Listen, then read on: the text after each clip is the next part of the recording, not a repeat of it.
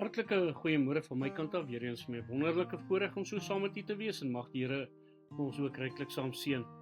Nou, volgens National Geographic, daar die keelsak van hierdie pelikane is hier so bekke wat dan ook lepelagtig is en dit lyk amper soos 'n kosblik.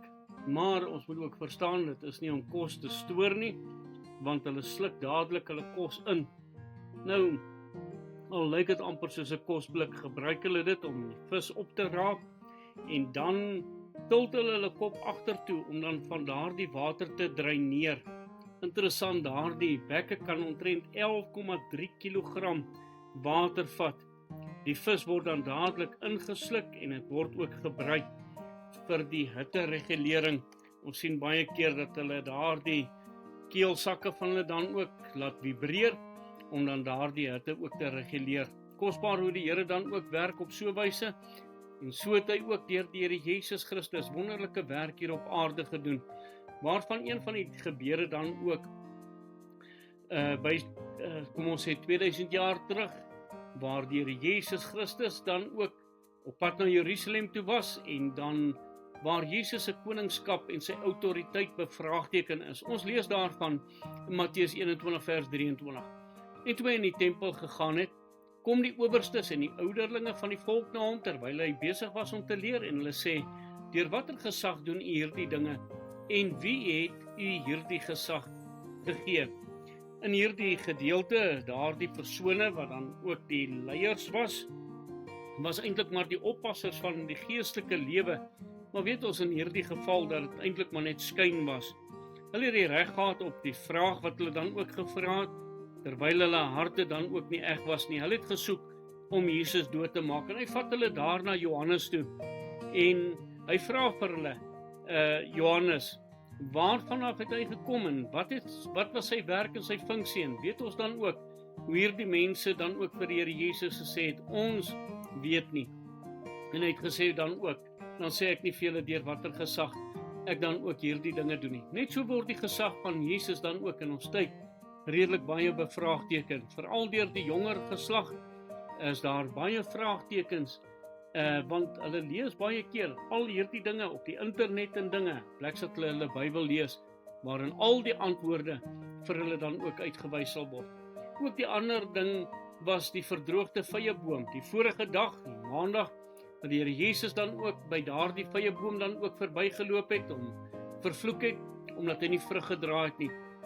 En nou lees ons in Markus 11 vers 21, en Petrus onthou en Petrus het onthou en vir hom gesê, Rabbi, kyk, die vyeboom wat u vervloek het, is verdroog. Daarop sê ek vir julle, alles wat julle in die gebed vra, glo dat julle dit sal ontvang, en julle sal dit verkry. Hy praat nie hierso van 'n towerstafie, en dat dinge net sal in plek spring, soos wat ons dit wil hê nie. Jesus leer 'n baie belangrike les vir hulle hierso, en dit gaan oor die geloof. Daar was gebrek aan mense se geloof. Ons weet hoeveel keer die Here Jesus die disippels dan ook uitgestuur het, en hulle kon nie die werke van Jesus doen nie. Hoekom? Hy het vir hulle gesê, klein gelowiges. Hulle het nie die geloof gehad nie. Die gelowige gebed het groot krag, en daarom dat hierdie belangrike saak ook aan hulle geleer moes word. Dan ook op hierdie Dinsdag was daar 3 vrae wat deur hierdie leiers en ander gevra is. Die eerste een het gegaan oor die betaal van belasting. Moet ons belasting betaal? En Jesus het eenvoudig vir hulle net gesê, bring vir my 'n geldstuk. Wie se kop is daarop? En hulle het gesê die keiser se. En hy het gesê, gee aan die keiser wat die keiser toekom, en gee aan God wat aan God toekom. Die opstanding waar hulle oor dan ook groot vraagteken gehad het, as ook die groot gebod waar Jesus vir hulle kom leer het. Die grootste gebod om God lief te hê met jou hele hart, met jou hele siel, met jou hele verstand. En die tweede wat hieraan gelyk staan, jy moet jou naaste lief hê soos jouself. En dan die laaste waarby ek net vandag dan wil stil staan, Jesus se onderrigting. Hy het met hierdie mense gepraat, en hierdie blinde leiers, die fariseërs, wat dan ook aangespreek was. Matteus 23 vers 16, wee julle blinde leiers, want julle wat sê, elkeen wat sweer by die tempel, dit is niks nie, maar elkeen wat sweer by die goud van die tempel, hy is gebonde.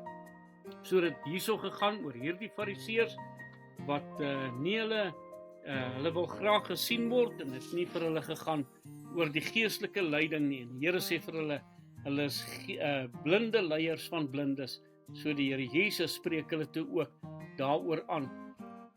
Kom ons bid saam.